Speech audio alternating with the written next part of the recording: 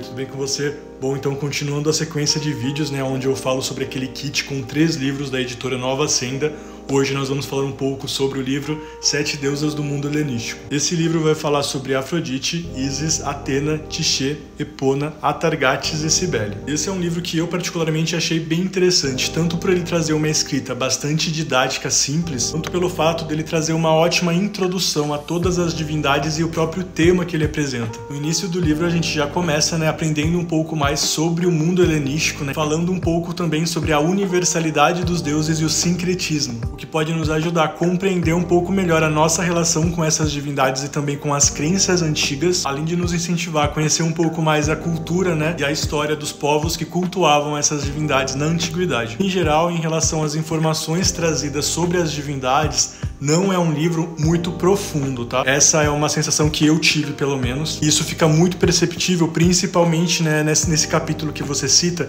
que seria sobre Afrodite. Mas é muito importante a gente notar que esse não é um erro do livro, tá? Porque ele cumpre exatamente o que ele promete, tá? Ele tá falando aqui sobre o período helenístico. Esse período, né, ele corresponde ali basicamente de 200 antes da Era Comum até mais ou menos 320 depois da Era Comum. E a gente sabe que essas divindades não foram cultuadas apenas durante esse período. Elas tiveram uma história anterior bastante extensa, principalmente Afrodite, né, que é uma deusa que tem ali origens da Ásia Menor. Resumindo, em relação a Afrodite, esse livro vai fazer uma abordagem muito focada nos aspectos românticos dela. E a maioria de outros atributos, né, que eram bem proeminentes em tempos anteriores ao mundo helenístico, acabam ficando sem observação e nem mesmo são citados. A introdução sobre o seu mito de origem também não aparece aqui. Então, basicamente, assim, para conhecer Afrodite, eu não recomendaria esse livro como a única fonte de leitura. Porém, ele pode funcionar muito bem como um livro para guiar a sua prática, tá? Em relação aos rituais de culto, né, devoção e adoração para essa divindade. Com as outras divindades que ele traz aqui, é muito semelhante, tá? Ele vai se focar ali naquele período que eu falei, que dura mais ou menos uns 500 anos. Então é muito importante a gente saber que essas divindades não foram cultuadas apenas durante esse pequeno período. Bom, então resumindo, sim, é um livro que eu recomendo,